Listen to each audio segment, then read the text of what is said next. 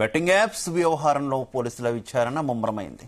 పంజాగుట్ట పోలీసులు నోటీసులు అందుకున్న నటి విష్ణుప్రియ ఇవాళ విచారణకు హాజరయ్యారు. ఇక ఆమెతో పాటు మరో 5గురికి సైతం నిన్న నోటీసులు ఇచ్చారు.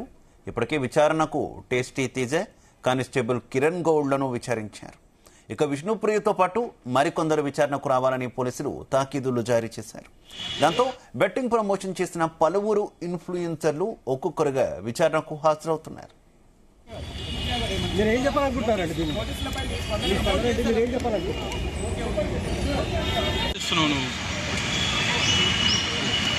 కాదు విష్ణుప్రియ వచ్చింది. లైఫ్ ఫ్రేమ్ పెట్టినా చూడు.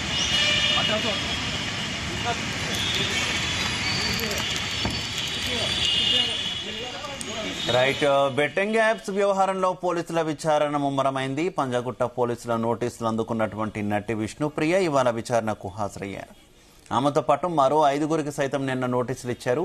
ఇప్పటికే విచారణకు టేస్టీ తేజ, కానిస్టేబుల్ కిరణ్ గౌడ్ హాజరయ్యారు. ఇక విష్ణుప్రియతో పాటు మరికొందరు విచారణకు రావాలని పోలీసులు ఇప్పటికే తాకీదులు జారీ చేశారు. దాంతో బెట్టింగ్ ప్రమోషన్ చేసిన పలువురు ఇన్ఫ్లుయెన్సర్లు ఒక్కొక్కరుగా విచారణకు హాజరవుతున్నారు.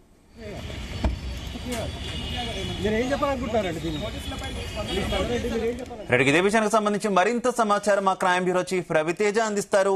రవితేజ, బెట్టింగ్ యాప్స్ విచారణ సందర్భంగా ఈ రోజు నోటీసులు అందుకున్నటువంటి విష్ణుప్రియ ఇంతకుముందు పంజాగుట్ట పోలీస్ స్టేషన్ కి తన న్యాయవాదితో కలిసి విచారణ ఎదుర్కోబోతా ఉంది. పంజాగుట్ట పోలీస్ స్టేషన్ లో ప్రస్తుతం విష్ణుప్రియ విచారణ ఎదుర్కొంటా ఉంది.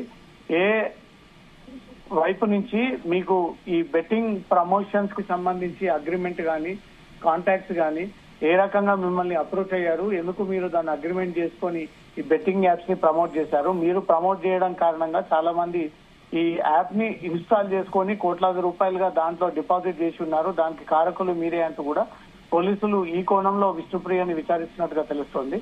తను మాత్రం తనకు తెలిసి జరిగినటువంటి వ్యవహారం కాదని, ఒక యాప్ ఉంది అది ప్రమోట్ చేయాలి అనే ఒక విషయం మాత్రమే తన దృష్టికి తీసుకొచ్చారు. ఆ రకంగానే నేను ప్రమోట్ చేశానే తప్ప ఇది ఇల్లీగల్ యాప్ అని, దీని ద్వారా ఇలా డబ్బులని దండుకునేటువంటి ప్రయత్నం చేస్తా ఉన్నారని తనకి ఏమాత్రం ఈ విషయం తెలియదంటూ మాత్రం విష్ణుప్రియ పోలీసుల ముందు ఈ విషయాన్ని చెప్పుకుంటూ వస్తా ఉంది. తెలిసినా తెలియక చేసినా మీరు డెఫినెట్ గా పబ్లిక్ ని ప్రొవోక్ చేసే విధంగా, అందరినీ ఆకట్టుకునే విధంగా చేసినటువంటి వాటిపైన మీరు ఖచ్చితంగా ఈ పోలీసు చర్యలు ఎదుర్కోవాల్సినవి అంటూ మాత్రం పోలీసులు స్పష్టంగా విష్ణుప్రియకు ఈ విషయాన్ని తెలియజేశారు. న్యాయవాది సమక్షంలోనే విష్ణుప్రియని విచారణ చేపడతా ఉన్నారు. ఈ రోజు 6 మందికి పోలీసులు నోటీస్ జారీ చేశారు. మొదటగా విష్ణుప్రియ వచ్చింది, ఆ తర్వాత సుప్రీత, ఈ కేసులో ఉన్నటువంటి మరికొంతమంది కూడా ఈ రోజు పంజాగుట్ట పోలీసుల ముందు హాజరయ్యి బెట్టింగ్ యాప్స్ కి సంబంధించి వివరణ అందజేసి తిరిగి వెళ్లిపోనున్నారు.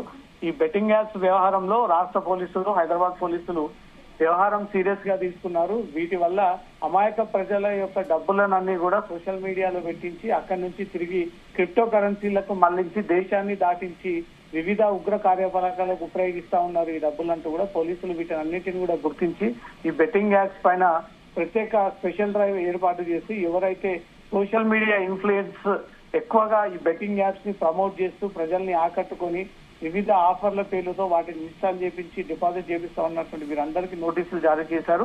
ఈ రోజు విష్ణుప్రియ హాజరైంది. విష్ణుప్రియ హాజరయ్యేటప్పుడు తన మొహానికి మాస్క్ ధరించుకొని ఎక్కడ కూడా తన ఫేస్ ఐడెంటిటీ రివీల్ అవ్వకుండా, విష్ణుప్రియ అని తెలియకుండా తగిన జాగ్రత్తలు తీసుకొని మాస్క్ ధరించి పోలీస్ స్టేషన్ లోపలికి తన న్యాయవాది సహాయం వెళ్ళి మీడియాతో మాట్లాడే ప్రయత్నం చేసినప్పటికీ తను ఏమాత్రం మాట్లాడకుండా తనకు ఏది తెలియదు అన్నట్టుగా మాత్రం విష్ణుప్రియ వివరించి లోపలికి వెళ్ళిపోతున్నటువంటి దృశ్యాలు స్క్రీన్ పైన కనబడతా ఉన్నాయి. శివ, అయితే మరోవైపు ఈడీ కూడా రంగంలోకి దిగుతుంది అనేటటువంటి వార్తలు వచ్చినటువంటి పరిస్థితి, ఇటు పోలీసులు విచారణ ముమ్మరం చేశారు. ఏంటి పూర్తి స్థాయిలో ఈ యాప్స్ ప్రమోట్ చేసినటువంటి ఇన్ఫ్లుయెన్స్ అందరూ కూడా చిక్కులో పడ్డారని అనుకోవచ్చా? పోలీసులు విచారణ జరిపిన తర్వాత ఈ యాప్స్ ప్రమోషన్ విషయంలో మీకు ఎన్ని డబ్బులు ముట్టాయి, ఎలా ముట్టాయి, దీంట్లో ఈడీ కూడా ఎంటర్ అయ్యి ఉంది కాబట్టి మనీ లాండరింగ్ జరిగినట్టయితే మీ ఆస్తులన్నీ కూడా ఎన్ఫోర్స్మెంట్ డైరెక్టరేట్ సీజ్ చేయాల్సి ఉంటుంది. కాబట్టి మీకు ఆ బెట్టింగ్ యాప్ వాళ్ళు ఎలా మీకు పరిచయం ఏర్పడ్డారు, ఎప్పటి నుంచి ప్రమోషన్ చేస్తా ఉన్నారు, ఒక్కొక్క వీడియోకి ఎంత చొప్పున మీరు కమిషన్ తీసుకునే వాళ్ళు, ఇప్పటి వరకు బెట్టింగ్ యాప్ పైన ఎన్ని డబ్బులు సంపాదించారనే ఒక వివరాలు పోలీసులు సేకరించిన తర్వాత ఆ వివరాలన్నీ కూడా మళ్ళీ ఈడీకి అందజేస్తే ఈడీ దీనిపైన దృష్టి పెట్టి మనీ లాండరింగ్ తప్పనిసరిగా జరిగినట్టుగా ఈడీ భావిస్తే మాత్రం డెఫినెట్ గా ఈ 11 మందికి చెందినటువంటి ఆస్తుల వివరాలన్నీ కూడా సేకరించి అవన్నీ కూడా జప్తు చేసేటువంటి అవకాశం ఉంది. Shiva. Right, okay, thank you. మీరు ఏం చెప్పాలనుకుంటారండి దీన్ని? మీరేం చెప్పాలనుకుంటారు?